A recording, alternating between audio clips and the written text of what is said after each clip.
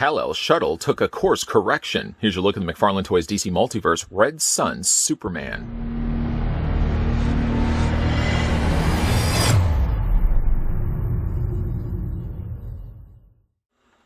In an alternate reality, the rocket ship carrying the infant who would later be known as Superman landed in the midst of the 1950s Soviet Union rather than Smallville, Kansas. Raised on a collective farm, the last survivor of Krypton grew up and now uses his incredible superpowers as a hero to the Soviet people, fighting a never-ending battle for Stalin and changing the world drastically from what we know.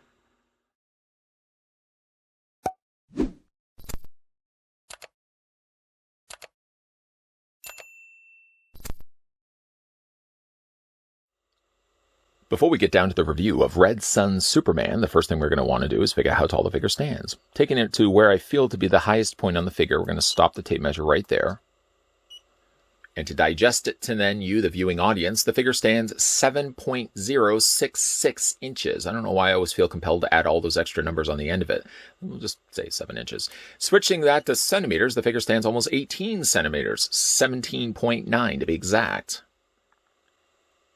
Now, I do feel I need to make some apologies because at the time of doing this review, I can't locate where I put that other DC Multiverse Superman. I thought I checked everywhere, and yet I can't find his whereabouts. So in the meantime, we're going to be just looking at the figure as is because I really did want to do a comparison side to side. I feel like there are many things that changed to this figure from the one that we got before, but I feel like there's a lot of samesies as well. Not necessarily in the samesies department, but we can certainly move over Superman from Red Sun and bring in the Superman Infected. At least that's a Superman, right? Right? Okay. Superman Infected, of course, came from the Merciless wave. Depending on when you're watching this video, it could have been something that I posted before or after. Not really sure. It's all going to be dictated by when I decide to post these online. But to kind of give you an idea how much bigger and bulkier Superman Infected is to the more streamlined, more lankier, I suppose, Red Sun Superman that we're going to be having a look at in this review. Looking at the accessories that come included with Red Sun Superman, it basically checks off all the usual boxes that you get with the DC Multiverse figures. Checkbox number 1, he comes with a display stand. Checkbox number 2, he comes with a trading card. Checkbox number 3, he comes with some swappable hands. I will say, at least in the case here of Red Sun Superman, that they at least went up a notch instead of just giving us the regular black display stand for him just simply standing. No, instead they've given him the flight stand. You can see it's composed of 2 pieces, the main base, the bottom, with DC logo across the bottom, and a single peg. So if you did want to remove this neck, I will say, though, once you get the neck in place, it's always really difficult to get this back out. And I always feel like I'm going to crack the plastic as a result of it. But he does have the peg if you want to just have him standing there. But then if you want to go a little bit more creative, he does have the long neck that goes to the top and adjusts with a waist clip. And this just clamps around his waist. I'll show you guys that in a second. It does also come included with the trading card. The trading card in this case is the cover art for Superman Red Sun. And you can see Superman standing on top the hammer and the sickle. Really iconic looking artwork. I'd love to get a poster of this at some point. There was also, of course, not only just the read of the Superman Red Sun, but there was also an animated feature, I think that came out not too long ago, that has the Red Sun Superman battling Batman. Really interesting if you ever want to get a chance to watch that. Flip around to the back. On the back, you've got your stats of Superman, indicating that Superman Red Sun is pulled from the comics in 2003. Real name is Kal-El, height is 6'3", and he's 235 pounds. Put that to the side. He also comes with some swappable hands as well. I'm not really sure what I want to do with these hands. One hand looks like it clearly is designed to be holding something, and yet he doesn't come with any other accessory. The other hand, literally on the other hand, is just a closed fist. So again, if you want to display him with something other than just the flight hands, then of course you can pop these off. Basically, he just has a pair of relaxed hands. They seem awfully fat. I don't know. Far be it for me to actually start nitpicking Superman's hands, but they seem like they're awfully chubby little sausages. But if you don't want to have necessarily these hands, by all means you can just pull these off and replace them with the other Superman hand. Just that on the one side. There we go. And do the exact same thing on the other side. Pull that off, thumbsies go in, pop that in, you're good to go. I suppose it does give something different to be looking at as opposed to just giving him the flight hands. Although you could use the argument as well, these are just relaxed hands, so if you want to just have them. I don't really like these. I don't know. It maybe draws more attention to the fact that he has really chubby little fingers. I like the idea of instead displaying him with closed fists, or in this case, a closed fist and an open hand. Getting a closer look at the figure, and apologies again for the fact I couldn't bring in that other Superman. I really tried my best to locate that figure through the various totes that I have of figures, and I simply couldn't find it. So in the meantime, we're going to basically be looking at this figure as is. I feel that there are differences between this figure and the other one, which certainly would have helped if I could have brought that figure in so we could do a side-to-side comparison. But for the time being, we're basically going to be looking at this figure as is, and I'll be giving you my opinions on just this figure.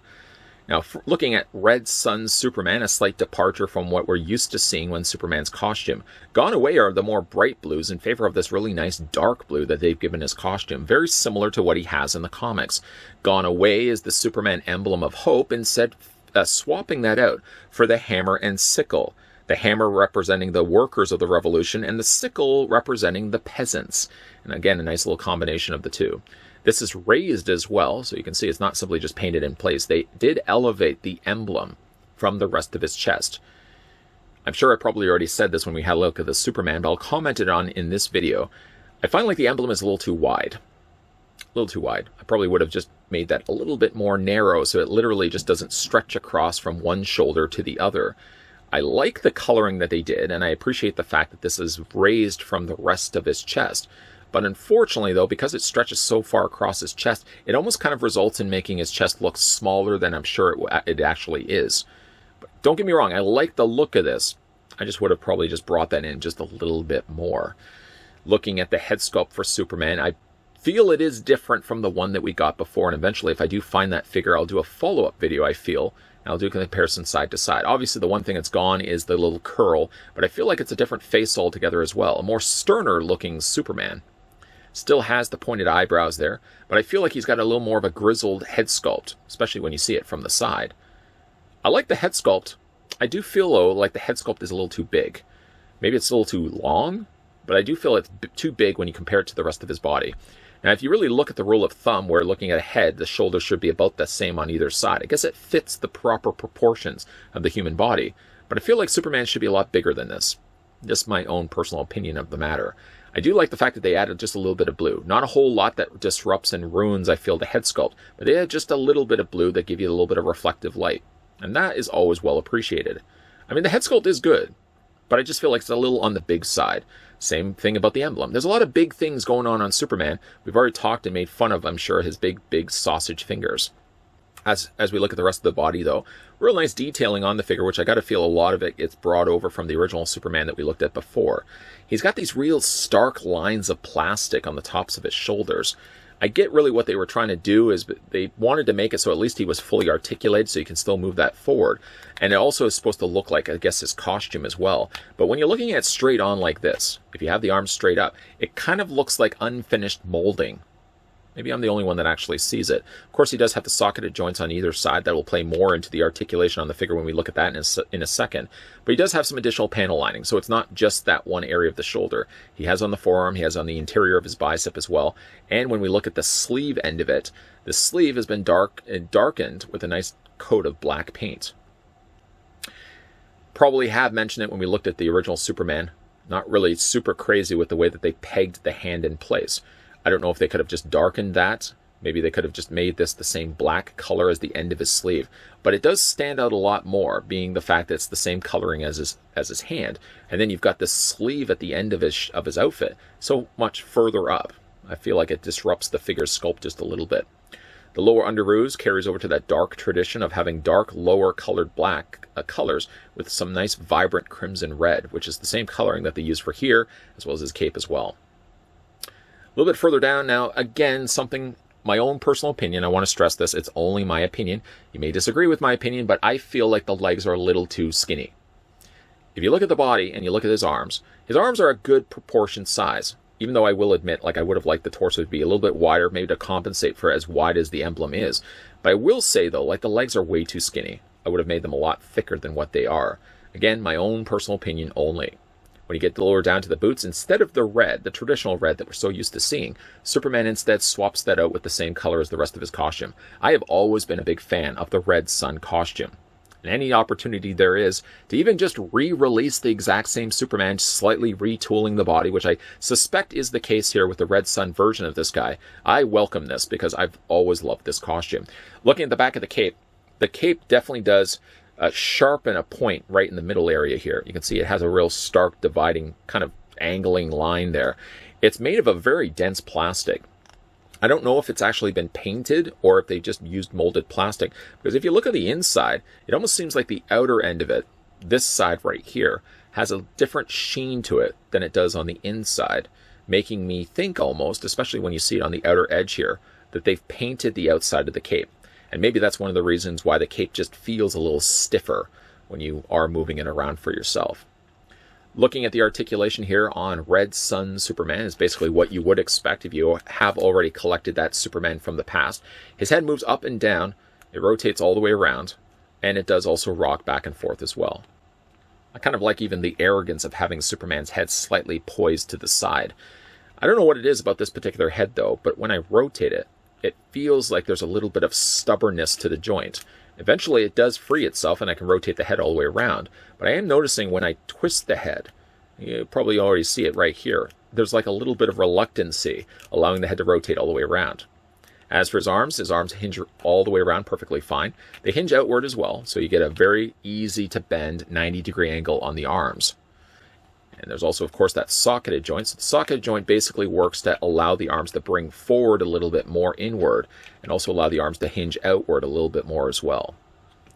For the arm itself, we already looked at the fact it does rotate all the way around.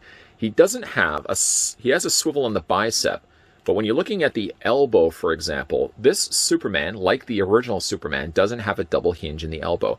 Instead, what they did was sort of an alternative to that, a single continuous hinge, but they've done it in such a way that when you bend the elbow, it kind of looks like he wants to arm wrestle. When you bend the elbow like this, or bend the arm like this, I do like this. I said this before when we looked at the Superman. I like that it gives you kind of a artificial elbow. And then when you bend it, you get the straight elbow. But I like that. I've always liked that with the original Superman. And I like the fact that we also get this on this Superman as well. Then the upper torso has that ball joint. Full comfortable motion there. And a lower torso ball joint as well. The slightly skinnier legs, he skipped leg day, splits out. And also in addition to that, why do I always draw everyone's attention to the crotch of these figures? But as you can see, there's like these little ledged points. So you can bring the legs in and there's a little comfortable ratcheted joint. Although I will say this one leg right here is a little on the loose side. So even though I always say and praise McFarlane Toys for incorporating like ratcheted joints to guarantee that these figures' legs don't get loose, this one loose leg right here kind of probably goes a little bit against that. He has a double hinge on the knee. There's one and there's two. He has no articulation basically from this point on. From his knee all the way down to his ankle is all one sculpted mold. But at least he does have ankle pivot. You can hinge the foot back and forth this way. You can also rock it this way. And Red Sun Superman, like with the other Superman, also has toe articulation as well. I'm not really sure what you would do with toe articulation, at least in case of Superman here. If anything, I'm going to have him in flight poses. I'm probably just going to bring those legs down, just the foot down on the ankle. I'm probably never going to have him in foot articulation with the toes. I don't know, that's just me.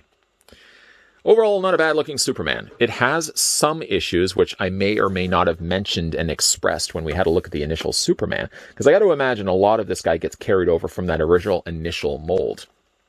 Things that I like about it is the rich color scheme that they've given to the costume. The head sculpt is good. Things I'm not super crazy about is the fact he does have awfully thin looking legs. Proportionally for the rest of his body, I would think his legs should be a little bit thicker, a little more muscular. And I feel like both the emblem and his head might be a little bit too big for his body. I certainly can't fault McFarlane Toys for wanting to go back and reuse that mold that they created for their initial Superman release, slightly retooling it, slightly repainting it, and then releasing it again as the Red Sun. If you're going to be giving us a logical successor to that original mold, then yes, giving Superman different costumes that he wore in comics is a great idea.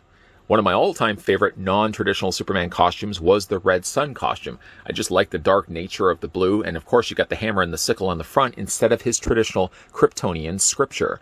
And of course, from a standpoint of McFarlane Toys, they want to get as much mileage out of their mold as they possibly can. These molds are expensive after all. So yeah, double dip it, triple dip it if you need to, and give us different costumes that Superman had in the comics. Like with the original Superman figure, which is sadly at the time of this review, I couldn't find it. Leave it with me, I owe you. Couldn't find that original Superman figure, but I got to think that I may have had the same problems with that original Superman figure, although I really love that Superman. This one I feel shares probably the same opinions I may have had about that other figure. with a slightly too large of a head, because this head on Superman is pretty big. I feel it's a different tweaked head from the one that we got before. This is a much sterner looking Superman, which I don't think the original Superman had. And of course, you've got the chest emblem that stretches pretty wide. We're talking like shoulder to shoulder here. Probably think they could have toned that down a little bit. Not to mention as well, Superman looks like he's been skipping leg day, skipping leg week, skipping leg month. Okay, he hasn't been doing leg exercises in a while. His lower half really isn't as... doesn't have as much muscular shape to it that it does on the top end of his top torso. Has a lot more muscle than his lower half. I think they probably could have done a little bit more to that. But I still like this figure quite a bit. Maybe a little bit biased for the fact that it is, yes, in fact, the Red Sun Superman costume, and I always have loved that costume. I think it works well for this figure, just with a few shortcomings that I've already stated in final looks and also stated over the course of this review as well. Let me know what you guys think of the Red Sun Superman down below. What is your question of your day, by the way? Your video question for today is, what is your all-time favorite Superman costume that isn't a traditional Superman costume? You could say red electricity Superman, blue electricity Superman, even Return of Superman, that black costume with the silver emblem. Just listing a couple of them out there. But what is your favorite non-traditional Superman costume? That's your video question for today. If you're also new to this channel and you're liking all the content you're seeing, be sure to hit the subscribe button down below, turn the bell notification on, and yeah, by all means, come back to this channel. We got lots of snacks. I'm looking at them right now. There's a whole snack table over here. Unoccupied. Nobody has gone over there with sticky fingers and started pulling the snacks. We got brisk iced tea. We got deep fried pickles. We got Krispy Kreme donuts. We've got everything. I know I'm spending a little bit more on budget lately on snacks than I have been in the past, but the idea, though, is make sure you come back to this channel on a regular basis. Just know that Monday to Friday, 12 p.m. and 2 p.m. Eastern Standard Time, we always do, generally always do, premieres on this channel as well. So come on in, say hello, help yourself to the snacks I've already mentioned. Krispy Kreme donuts, half the box is gone. That was me. Kind of like Krispy Kreme donuts. But there's definitely a lot more stuff coming your way, guys. We're going to be looking at more DC Multiverse figure reviews. And, of course, we're going to be looking at more McFarlane toy reviews as well. So there's always stuff for you to feast your fancy and peel your peepers over. That's really disgusting. Lots of stuff coming your way, guys. As always, thanks for watching. I'll see you guys next time.